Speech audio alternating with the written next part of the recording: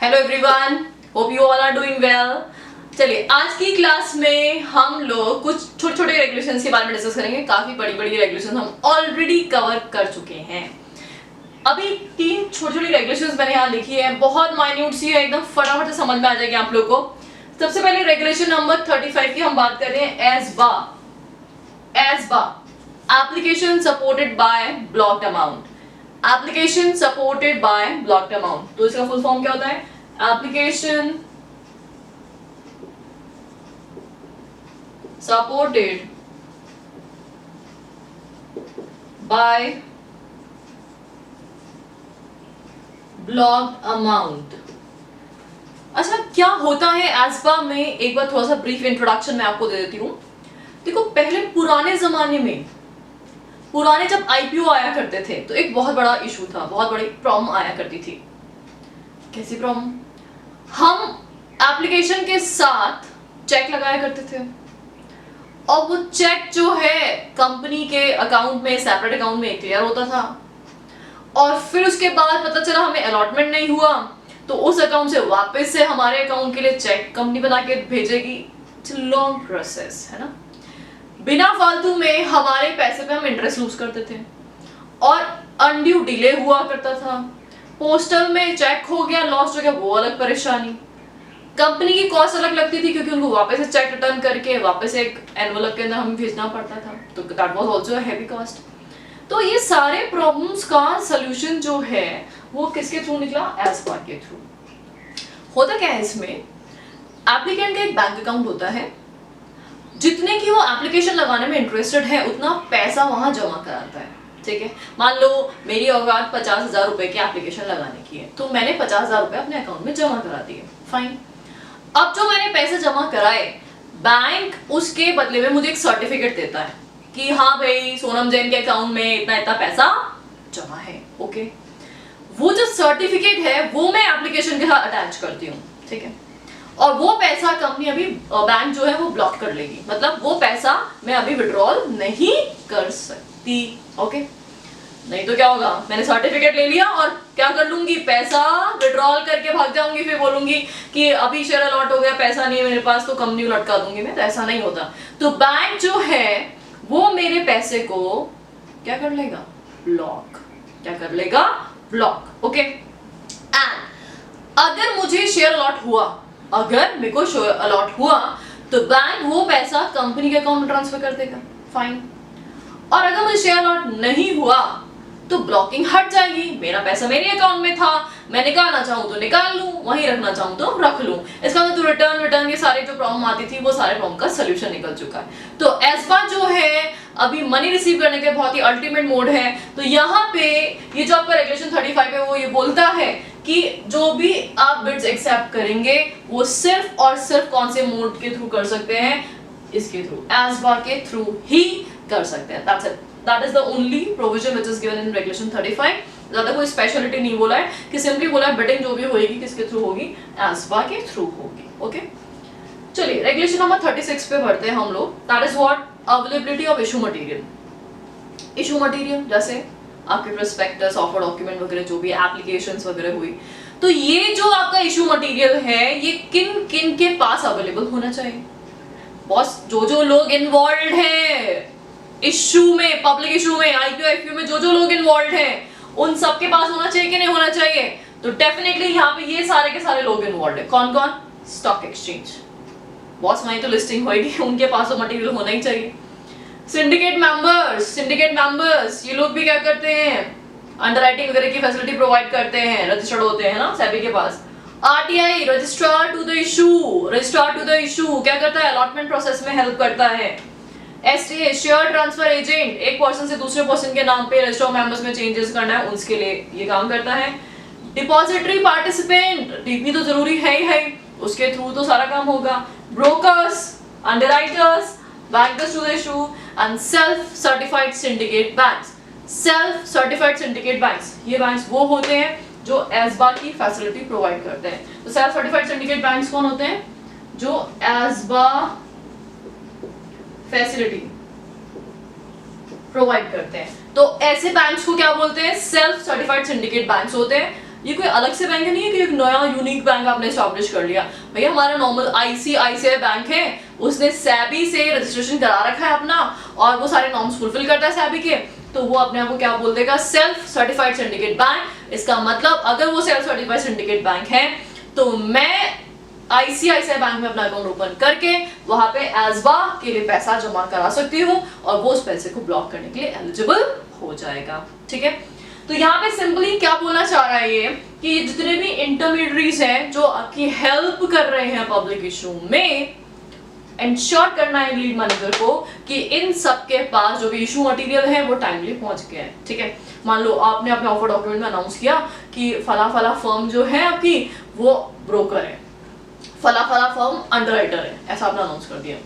अब उस अंडरराइटर के पास पहुंचे लोग, तो बोले मेरे पास तो एप्लीकेशन ही नहीं है, हद्दी हो गई है, बोले मुझे तो पता ही नहीं था। तो ऐसा नहीं होना चाहिए कि केओस हो रहा है। तो जो लोग जिन जिन लोगों का नाम ऑफर डॉक्यूमेंट में लिखा हुआ है उन सबके पास सारा का सारा रिस्पेक्टिव मटेरियल पहुंच जाना चाहिए। It is just like that. Chinmay sir ने बोल दिया सोनम मैम की क्लास है और सोनम मैम को पता ही नहीं है, सोनम मैम के मटेरियल ही नहीं है, बोले यार मुझे तो पता ही नहीं था। तो इट्स नॉट लाइक दैट। तो डेफिनेटली जो लोग इन्वॉल्व होंगे उन सबको क्या होना चाहिए, सारे के सारे इशू रिलेटेड मटेरियल पहुंच जाने चाहिए। और ये कौन इंश्योर करेगा भाई, कौन, लीड मैनेजर, क्योंकि इशू का मैनेजर तो वही है। पब्लिक इशू का सारा काम कौन इंश्योर करता है, लीड मैनेजर इंश्योर करता है। This is what the regulation number 36। चलिए अब रेगुलेशन 37 देखो क्या होता है ना, अगर मेरी कोई चीज बिक नहीं रही, सेल नहीं हो रही, तो मैं लोगों को लालच देना स्टार्ट करूंगी, है ना। आपने देखा होगा कि जैसे विंटर्स खत्म होती है उसके बाद वुलन्स की सेल स्टार्ट हो जाती है। फरवरी मंथ में मोस्ट लाइकली जितने भी ब्रांड्स हैं उन सबकी मोस्ट लाइकली आपको देखना सेल दिखाई देगी, है ना। ऐसा क्यों, क्योंकि उनको पता है अच्छे से फरवरी के मंथ में कोई भी पर्सन डेफिनेटली वुलन्स नहीं खरीदने वाला। भैया एक साल तक वापस से आप अपनी वार्डरोब में क्यों वुलन्स उठा के रखोगे और फिर अगले साल पुराना पहनोगे, आउटडेटेड। हर कोई क्या चाहता है कि हम अक्टूबर नवंबर में अपने वुलन्स परचेज करें, ऐसा ही होता है ना। अब ये बात उन कंपनीज को बहुत अच्छे से पता है कि भाई ये प्रोडक्ट सेल नहीं होने वाला, तो क्या देंगे उन्होंने, offer, discount discount discount discount, 20% off, up to 50% off, up to 80% off, up to छोटा लिखते हैं ना ऐसे, इसका ना इंसेंटिव दे रहे हैं, या ये ले लो इसके साथ ये फ्री, मतलब कोई ना कोई इंसेंटिव। बस पब्लिक इशू में ऐसी हरकतें सोचना भी मत, गलती से भी ऐसी गलती की ना तो उल्टा लटका देगा सेबी आपको। सेबी बोलेगा अच्छा तुमने वैसा डिस्काउंट नहीं दिया तो यहाँ पे इंसेंटिव देना स्टार्ट कर दिया, तो बिल्कुल अलाउड नहीं होगा। तो रेगुलेशन 37 प्रोहिबिट करता है जो भी लोग इशू से कनेक्टेड हैं, वो अलॉटमेंट के लिए, शेयर अलॉट करने के लिए किसी भी पर्सन को कोई इंसेंटिव नहीं दे सकते, नॉट ऑफर, कोई इंसेंटिव नहीं दे सकते। ऐसा नहीं कि हमने भैया इंसेंटिव देना स्टार्ट किया, तुम ये करो वो करो, तुम शेयर ले रहे हो, देखो तुम्हें ना मैं इंसेंटिव दूंगा या तुम्हें ये चीज पहुंचा दूंगा, मतलब इस तरह के कोई भी direct indirect monetary non monetary कोई भी आप इंसेंटिव देंगे तो that is strictly prohibited under regulation 37। तो these are 3 simple regulation. As such इस पे कोई क्वेश्चन बनने का भी ज्यादा कोई चांसेस नहीं है, प्रोबेबिलिटी नहीं है, जनरल अंडरस्टैंडिंग है, तो एक बार उसको गो थ्रू करना, फटाफट से नोट डाउन करिए, फिर नेक्स्ट रेगुलेशन पे कंटिन्यू करते हैं।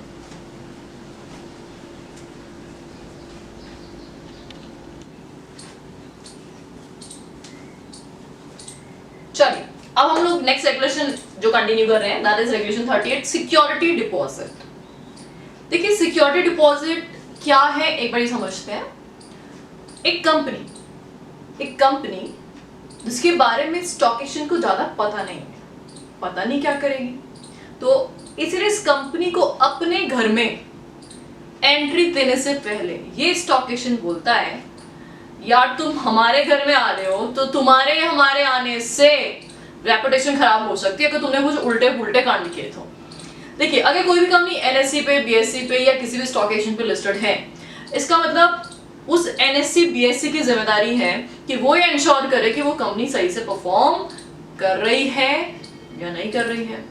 फॉर दैट सेक ये जो स्टॉक एक्सचेंज है ना, डेजिग्नेटेड स्टॉक एक्सचेंज, अच्छा, डेजिग्नेटेड स्टॉक एक्सचेंज का मतलब समझते हैं आप लोग? इसका मतलब ये होता है, जैसे एक होता है रिकॉग्नाइज्ड स्टॉक एक्सचेंज, एक कौन सा होता है? Recognised stock exchange. That means which is being registered with SEBI। तो जो SEBI के पास रजिस्टर्ड होता है उसको बोलते हैं रिकॉग्नाइज्ड स्टॉक एक्सचेंज। अब से मान लेते हैं कंपनी एक से ज्यादा स्टॉक एक्सचेंज पे अपने आप को लिस्ट कराती है, NSE पे भी, BSE पे भी, लोकल स्टॉक एक्सचेंज पे भी।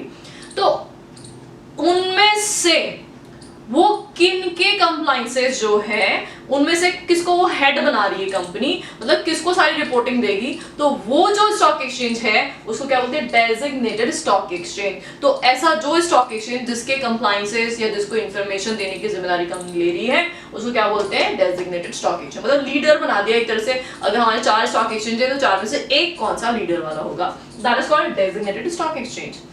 तो ये जो डेजिग्नेटेड स्टॉक एक्सचेंज है ना, ये इंश्योर करेगा, कैसे, क्या इंश्योर करेगा कि ये कंपनी सारे कंप्लाइंसेस सही से कर रही है नहीं कर रही है, अलॉटमेंट सही से कर रही है कि नहीं कर रही है, मतलब जो प्रोराटा जो रेशियो डिसाइड किए गए थे, प्राइसिंग जो बोली गई थी, या जो इंफॉर्मेशन लेटर ऑफ ऑफर वगैरह में डिस्क्लोज की गई थी, उनमें कुछ बेईमानी तो नहीं की गई है।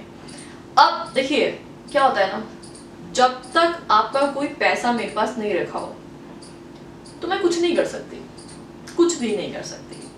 It's just like that. से सपोज करो आज मैंने कोई प्रॉपर्टी लीज पे ली, ऐसे समझो उसको, आज मैंने कोई प्रॉपर्टी लीज पे ली और मैं हूं लेसी, ठीक। हमारे लेसर ने मुझे पोजेशन दे दिया प्रॉपर्टी का।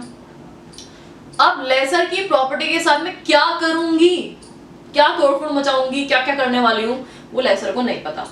तो लेसर डरा हुआ रहता है, वो बोलते हैं यार तुमने मेरी प्रॉपर्टी में कुछ भी उल्टा पुल्टा किया तो मेरी प्रॉपर्टी तो गई कम से। तो सिक्योरिटी डिपॉजिट जमा कराओ। क्या जमा कराओ? सिक्योरिटी डिपॉजिट जमा कराओ, ताकि कल को तुम्हारी वजह से मेरी प्रॉपर्टी में कुछ भी नुकसान हुआ तो तुम्हारा सिक्योरिटी डिपॉजिट वाला पैसा खा जाएंगे, और वो पैसे से जो भी तुमने नुकसान किया ना उसको कॉम्पनसेट करेंगे। फाइन। एग्जैक्टली ये सेम कॉन्सेप्ट यहाँ पे स्टॉक एक्सचेंज में भी एप्लीकेबल है। स्टॉक एक्सचेंज की गुडविल खराब हो जाती है, NSE की कंपनी ने ऐसा किया, ऑब्वियसली लोगों का ट्रस्ट है कि जो कंपनी NSE पर लिस्टेड है वो बहुत अच्छी कंपनी होगी। तो इसीलिए स्टॉक एक्सचेंज जो डेजिग्नेटेड स्टॉक एक्सचेंज है वो बोलता है कि तुम्हें सिक्योरिटी डिपॉजिट के फॉर्म में कुछ पैसा जमा कराना पड़ेगा। कितना जमा कराना पड़ेगा भाई? That would be 1%। 1%। किसका 1%? Issue size available to the public. Issue size available to the public. तो जो पब्लिक अलॉटमेंट के लिए जो आपका इशू साइज अवेलेबल है उसका कितना परसेंट? 1%। तो पब्लिक अलॉटमेंट के लिए क्या अवेलेबल है? प्रमोटर कंट्रीब्यूशन आएगा क्या इसमें? नो, प्रमोटर कंट्रीब्यूशन इसमें नहीं आएगा। इसमें क्या आएगा? सिर्फ और सिर्फ जो पब्लिक के लिए, मतलब इशू साइज जो भी आपका है उसमें से प्रमोटर या रिजर्वेशन अगर कुछ कर रखा है तो वो दोनों हटा दो, उसके बाद जो बचेगा वो पब्लिक के लिए। उसका कितना परसेंट? 1%। आपको किसके पास जमा कराना है? डेजिग्नेटेड स्टॉक एक्सचेंज के पास जमा कराना है, डिपॉजिट करा दीजिए। ठीक है भाई। अब वो पैसा किसके पास है? स्टॉक एक्सचेंज के पास। अब स्टॉक एक्सचेंज विल डिसाइड कि वो पैसा तुम्हें वापस से रिफंड मिलेगा या फॉरफिट हो जाएगा। वो कौन डिसाइड करेगा? स्टॉक एक्सचेंज किसके बेसिस पे डिसाइड करेगा? As specified by SEBI। देखो स्टॉक एक्सचेंज मिल गया तो वो तो ये चाहेगा अच्छी बात है फॉरफिट कर लेते हैं, तो इसलिए लॉ जरूरी है। यहाँ पे लॉ मेकर कौन है? SEBI। तो SEBI जैसा स्पेसिफाई करेगा, SEBI को लगता है कि ये जो इशूअर है ये नॉन कंप्लायंसेस कर रहा है। क्या कर रहा है? Non compliances. तो SEBI ऑर्डर दे देगा, भैया कर लो उसका फॉरफिट, काम खत्म करो यहाँ पे। वेयर एज ये इशूअर बहुत ही जेन्युइन है, अच्छे से सारा काम कर दिया है, इशू की सारी फॉर्मेलिटीज कंप्लीट करी है, कोई धोखा वोखा नहीं दिया है, तो तब भी खा जाओगे क्या उसका पैसा? अरे भाई नहीं, SEBI इतना बड़ा बेईमान भी नहीं है, ऐसे भी नहीं है कि भाई हर कंपनी का पैसा खाने वाला है। नो, तो यहाँ पे SEBI क्या कर सकता है? रिफंड भी करवा सकता है। तो जैसा SEBI बोलेगा वैसा काम किया जा सकता है। ये पैसा कब जमा कराना है? Before opening of the subscription list. General बात है कि अगर आप जो भी लिस्ट इशू कर रहे हैं सब्सक्रिप्शन के लिए कि किन किन को कैसे कैसे अलॉटमेंट होगा, उससे पहले ही कंपनी को ये सारा का सारा पैसा जमा कराना पड़ेगा। ठीक है, तो that's all. This is what regulation number 38। बहुत ज्यादा बड़ी बात नहीं है, आपको 2-3 पॉइंट्स याद करने हैं। 3 पॉइंट्स क्या क्या? Number 1 issuer shall deposit with designated stock exchange. तो पहली पॉइंट क्या याद रखनी है, डेजिग्नेटेड स्टॉक एक्सचेंज के पास जमा होगा, पहला पॉइंट। दूसरा पॉइंट, कितना जमा होगा, 1%। 1% किसका 1%? सुन रहे हैं, जाग रहे सब, क्लास में आ जाओ वापस से। कहीं कहीं भावनाओं में खो गए हैं, अगर कहीं भी तो कुछ सोच रहे हैं तो वापस से क्लास में आ जाओ। कितना परसेंट? 1%। किसका 1%?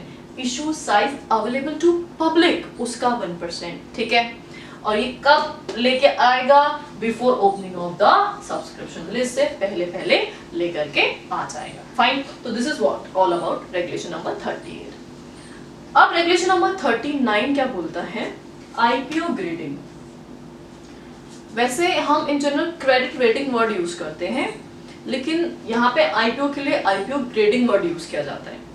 अच्छा, क्रेडिट रेटिंग या ग्रेडिंग्स का फायदा क्या होता है, ये आप लोग बहुत अच्छे से जानते हैं।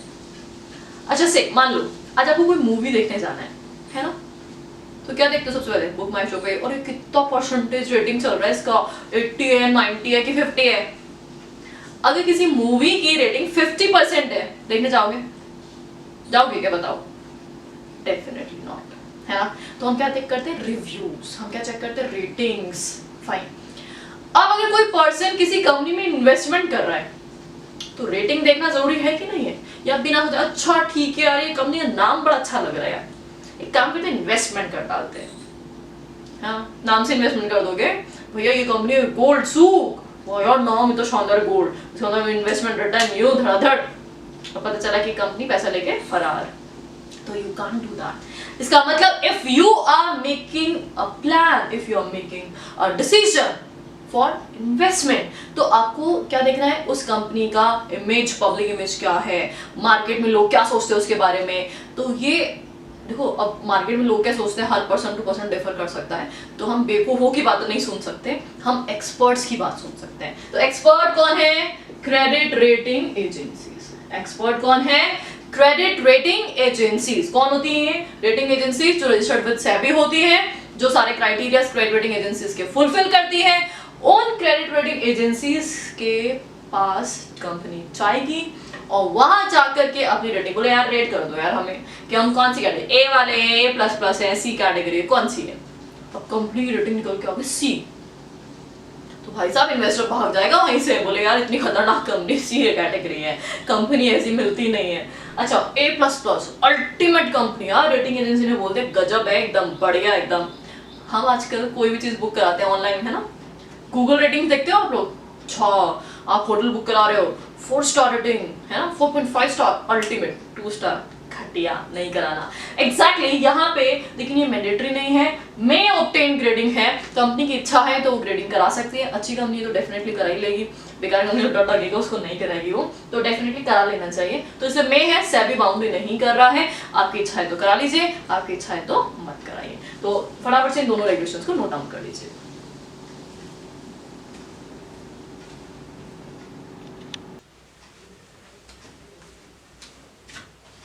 चलिए अब हम लोग अपना नेक्स्ट रेगुलेशन जो कंटिन्यू करने जा रहे हैं, that is regulation number 40, under writing.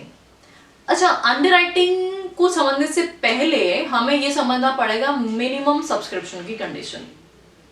आप लोगों ने सुना होगा कि कंपनी पब्लिक इशू लेके आ रही है तो मिनिमम सब्सक्रिप्शन एटलीस्ट होना चाहिए, दैट इज व्हाट 90%। तो अगर 90% सब्सक्राइब नहीं हुआ तो क्या होगा? सारा का सारा पैसा रिफंड, एंटायर मनी, इतनी मेहनत की और सारा पैसा रिफंड। मर्चेंट बैंकर अपॉइंट किया, ड्राफ्ट ऑफ डॉक्यूमेंट सबमिट किया, सेबी से 10 बातें सुनी, वो सब करेक्ट कराया, एप्लीकेशन इशू की, कितना सारा तामझाम फैलाया, लाखों रुपए खर्च किए पब्लिक इशू लाने के लिए, एडवर्टाइजमेंट दे रहे हो, पता नहीं क्या क्या।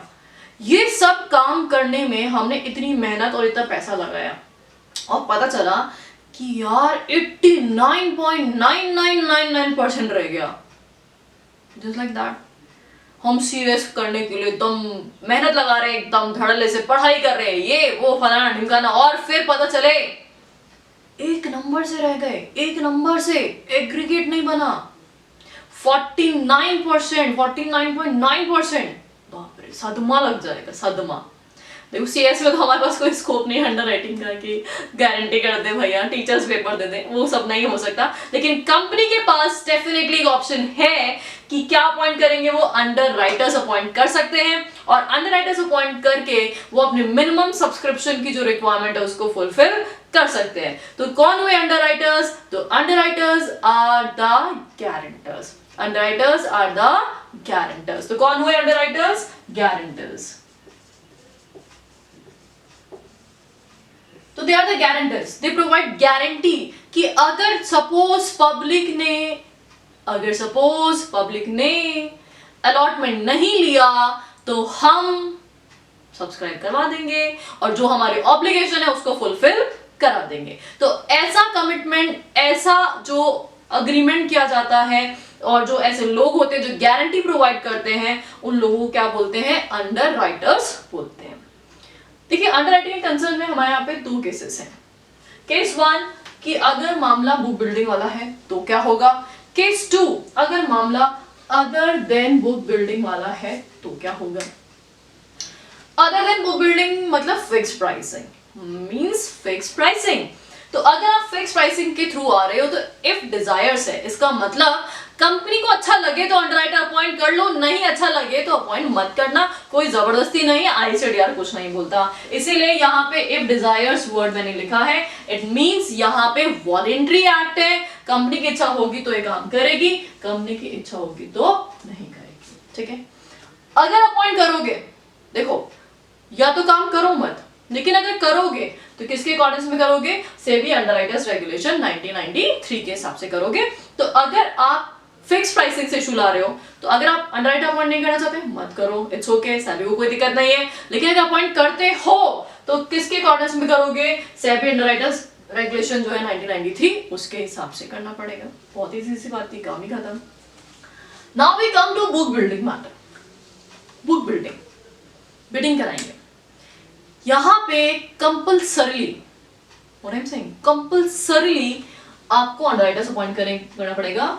शैल वर्ड यूज किया गया है, मैंडेटरी होगा अंडरराइटिंग कराना, वो भी कितने अमाउंट का? मिनिमम अंडरराइटिंग ऑब्लिगेशन का। कितने का? मिनिमम अंडरराइटिंग ऑब्लिगेशन का। तो ये मिनिमम सब्सक्रिप्शन जो है ना, मिनिमम सब्सक्रिप्शन 90%, तो जो आपका 90% है वो 90% इशू साइज का आपको अंडरराइट कराना पड़ेगा। फाइन। अब ये कौन करेगा? अंडरराइटिंग की ऑब्लिगेशन कौन फुलफिल करता है? उसके लिए 2 लोग हैं। Number 1 lead manager. कौन? Number 1 lead manager and number 2 is syndicate member. सुनो, ये जो लीड मैनेजर है ना, ये हमारा प्राइम अंडरराइटर है, प्राइम। और सिंडिकेट वाला जो है वो इसके नीचे काम करने वाला है, ठीक है। एक तरह से बोलो ये प्रिंसिपल और एक एजेंट है, ये प्रिंसिपल और एक तरह से कौन है? एजेंट है। वैसे भी हम लीड मैनेजर के कंसल्टेशन में ही सिंडिकेट मेंबर को अपॉइंट करते हैं। तो लीड मैनेजर ने जिसका नाम रिकमेंड किया था हमने उसी को क्या अपॉइंट किया है? अपना अंडरराइटर अपॉइंट किया है, ठीक है। ये जो सिंडिकेट मेंबर है प्राइमा फेसिली तो पहले ये अपना काम कंप्लीट करेगा। इसने बोला मैं इतने परसेंटेज का अंडरराइटिंग करता हूं, तो अगर लोगों से शॉर्टफॉल हुआ तो ये सिंडिकेट मेंबर क्या करेगा? ऑब्लिगेशन फुलफिल करेगा। मैंने क्या बोला? यहां पे 2 टाइप के अंडरराइटर्स हैं, एक है लीड मैनेजर और number 2 syndicate member. Prima facie actual जो अंडरराइटर है वो कौन है? Syndicate member. तो सिंडिकेट मेंबर्स जो है अपनी ऑब्लिगेशंस को फुलफिल करेंगे। कैसे? मान लो इन्होंने बोला था कि हम जो है अलग अलग सिंडिकेट मेंबर्स एक से ज्यादा आपने अपॉइंट किए हैं, किसी ने 10% की गारंटी दी, किसी ने 30% की गारंटी दी, किसी ने 40% की guarantee the, and so on. अलग अलग लोगों ने अलग अलग गारंटी दी। अब मान लेते हैं ये जो एक अंडरराइटर था ना, नंबर 1 वाला, इसने वैसे तो 10% की गारंटी ली थी, है ना, तो इसके थ्रू जो एप्लीकेशंस आई वो शॉर्टफॉल थी, तो इसको 8% ऑब्लिगेशन फुलफिल करनी थी। 2% तो फुलफिल हो चुकी है पब्लिक से, 8% इसको और फुलफिल करनी थी। तो इसका मतलब ये सिंडिकेट मेंबर कंपनी को पैसा देगा एप्लीकेशन का। and he failed to fulfill obligation. बाप रे, यहाँ पे गारंटर्स ही फेल हो गए हैं। तो अगर ये गारंटर फेल हुआ ना तो कोई बात नहीं, एक और गारंटर है, लीड मैनेजर। तो if fails to fulfil obligation, अगर सिंडिकेट मेंबर नहीं फुलफिल करता अपनी ऑब्लिगेशन को, तो कौन फुलफिल करेगा? तो ये लीड मैनेजर फुलफिल करेगा। तो ये लीड मैनेजर ऑब्लिगेशन को फुलफिल करने के लिए लायबल माना जाएगा। तो एक तरह से यही प्रिंसिपल है, ये तो इसके अंडर में काम कर रहा है ऐसा मान लो। और ये सिंडिकेट मेंबर अगर फुलफिल नहीं करेगा तो लीड मैनेजर फुलफिल करेगा। ठीक है, अच्छा, ये लीड मैनेजर और सिंडिकेट मेंबर दो जो अंडरराइटर्स हमने अपॉइंट किए हैं, ये दोनों अंडरराइटर्स अपॉइंट किए हैं। ओके, सुन रहे सब? व्हाट आई सेड, दो टाइप के अंडरराइटर्स अपॉइंट किए हमने। ये दोनों सिर्फ और सिर्फ ऑब्लिगेशन वाले शेयर से अलॉट लेंगे, इसके अलावा और कोई शेयर इनको सब्सक्राइब नहीं किया जाएगा, अलॉट नहीं किया जाएगा। तो shall not subscribe to issue other than the obligation, other than the obligation. तो जो इनका शॉर्टफॉल पड़ रहा है, जितना जनता ने नहीं लिया है, जनता जनार्दन बोल रहे नहीं लेना है, तो ही इनको अलॉटमेंट होगा, अदरवाइज इनको अलॉटमेंट नहीं किया जाएगा। फाइन, आगे बढ़ते हैं। देखो, मैंने बोला था बुक बिल्डिंग वाला जो है वो हमें अंडर रिटन करना होगा कंपलसरी, लेकिन इसका एक एक्सेप्शन दे रखा है। एक्सेप्शन क्या दे रखा है? याद करो, रेगुलेशन नंबर 6 का कौन सा वाला 2, जिसमें हम ऑल्टरनेटिव रूट के थ्रू इशू लेके आते हैं। रेगुलेशन 2 में ऑल्टरनेटिव रूट के थ्रू आप इशू लेके आ रहे हो तो वहां पे 75% QIBs का अलॉटमेंट होता है। ये जो QIBs वाला, ये QIBs को ही लाना पड़ेगा, अंडरराइट नहीं हो सकता। वहां पे क्लियरली लिखा हुआ है, अगर QIB से पैसा नहीं आया रिफंड करना, इमीडिएटली रिफंड, रिफंड, पैसा नहीं रखेंगे हम, इशू कैंसल्ड, क्योंकि आप ऑल्टरनेटिव रूट के थ्रू आ रहे हो। इसीलिए अगर 75% QIBs को अलॉटमेंट नहीं हुआ तो वो पैसा रिफंड कर दिया जाएगा। फाइन, एक बार आप फटाफट से यहां तक नोट डाउन कर लीजिए, मैं एक बार वापस इसको रिपीट कर देती हूँ।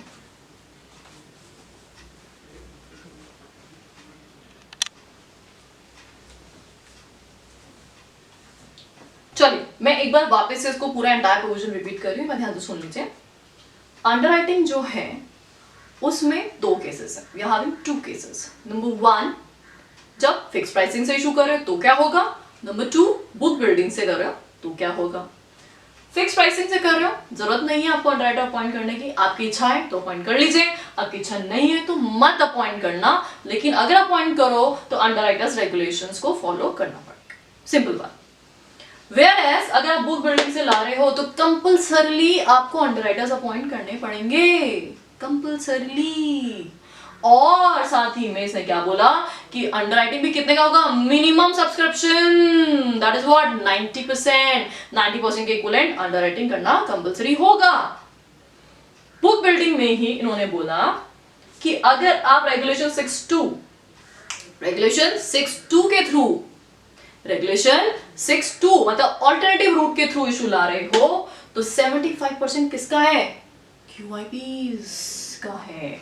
तो ये QIB वाला पोर्शन QIB के अलावा कोई और नहीं ला सकता, इसीलिए ये पोर्शन अंडरराइट नहीं किया जाएगा। रेस्ट ऑफ द पोर्शन आप अंडरराइट कर सकते हैं, मतलब जो बचा हुआ NI RI कैटेगरी का 25% है वो आप अंडरराइटिंग करवा देंगे।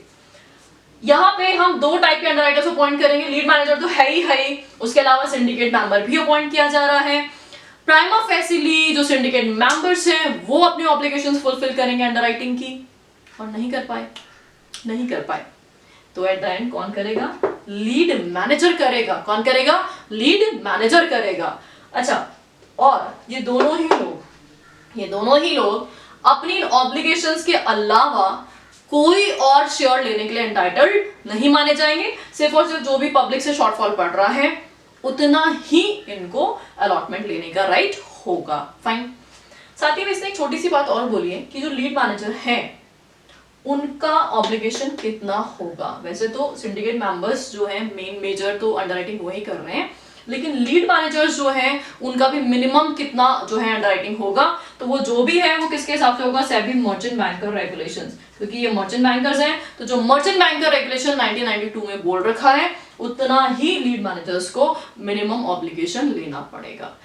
वैसे जो मर्चेंट बैंक का रेगुलेशन है उसमें 5% की लिमिट दे रखी है और 25 lakh which ever is lower, but हमें यहाँ पे आईसीडीआर में उसको कोई लेना देना नहीं है, हम सिंपली रेफरेंस डाल देंगे क्योंकि आप हर रेगुलेशन की लिमिट चेक करना प्रैक्टिकली इम्पॉसिबल हो जाएगा। तो हम सिंपली यहाँ पे रेफरेंस क्या डालेंगे, मर्चेंट बैंक का रेगुलेशन 1992 में जो लिमिट दे रखी है मर्चेंट बैंकर्स के लिए एटलीस्ट उतना तो ऑब्लिगेशन वो लेंगे। That's it. तो ये हमारा एंटायर प्रोविजन अंडरराइटिंग का यहीं पे फिनिश होता है। That's all for today. आज हम लोगों ने कुछ छोटी छोटी बेसिक रेगुलेशंस पढ़ी और एक जो मेजर हमने देखा अंडरराइटिंग के कंसर्न में देखा। रेस्ट ऑफ द रेगुलेशंस के साथ हम कल मिलते हैं। Thank you so much for today.